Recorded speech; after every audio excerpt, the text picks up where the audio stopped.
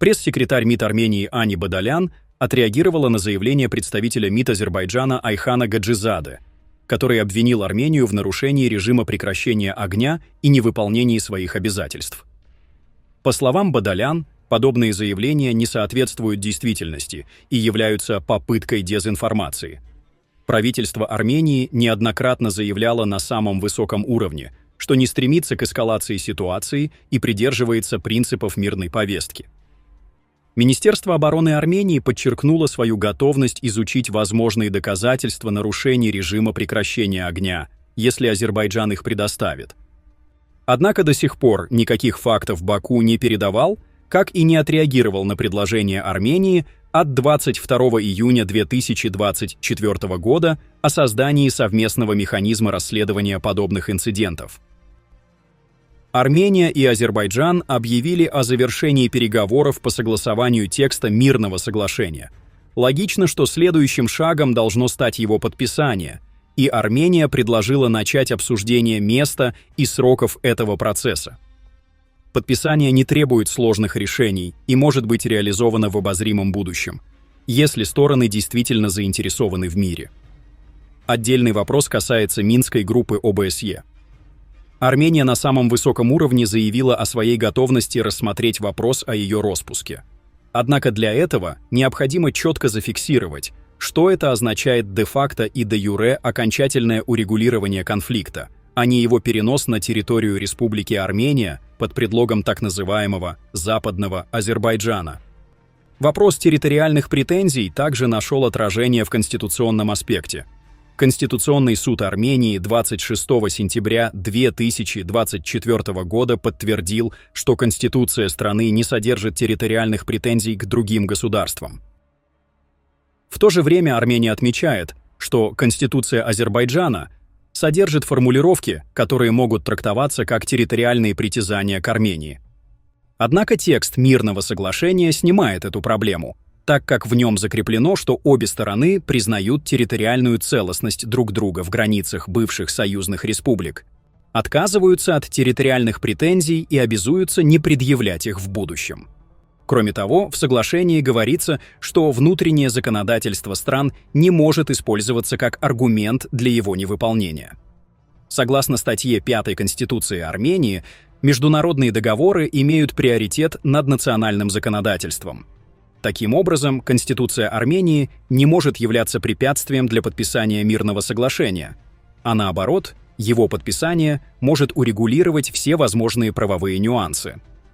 Что касается вопроса разблокирования региональных транспортных коммуникаций, Армения подчеркивает, что не имеет в этом процессе односторонних обязательств. Вопрос транспортного сообщения между западными регионами Азербайджана и Нахиджеваном является частью более широкой повестки, включающей разблокирование транспортных и экономических связей Армении.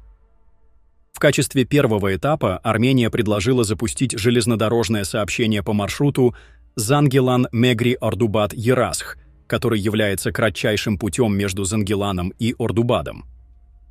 Что касается автомобильных дорог, то их пропускная способность ограничена особенностями горного рельефа, и предъявлять Армении претензии по этому поводу как минимум нелогично.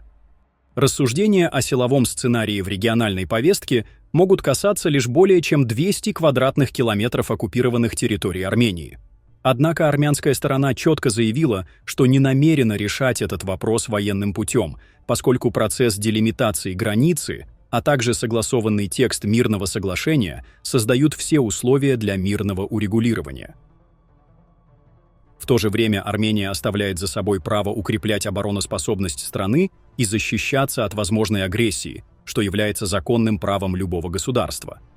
Все меры, принимаемые армянской стороной в приграничных районах, имеют исключительно оборонительный характер. Следует напомнить, что еще в 2021 году Армения выступила с предложением зеркального отвода войск с приграничных участков, но Азербайджан отказался от этой инициативы.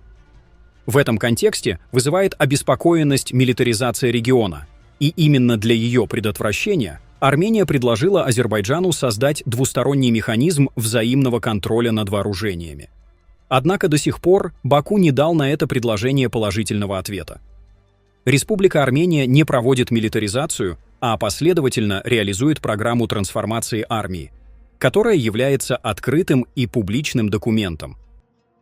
Армения остается приверженной мирной повестке и призывает Азербайджан к началу консультаций о месте и сроках подписания согласованного текста Соглашения об установлении мира и межгосударственных отношений. Подписание документа является не только логичным продолжением достигнутых договоренностей, но и необходимым шагом для устойчивого мира в регионе.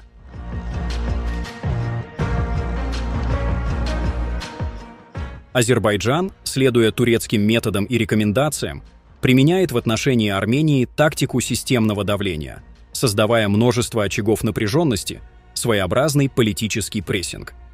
С какой целью? Чтобы навязать ощущение безвыходной ситуации. Сегодня слово «цукцванг» часто используют для эффектных формулировок, особенно применительно к Армении. Оно действительно многое объясняет, но важно понимать, что цукцванг бывает разным. Первое.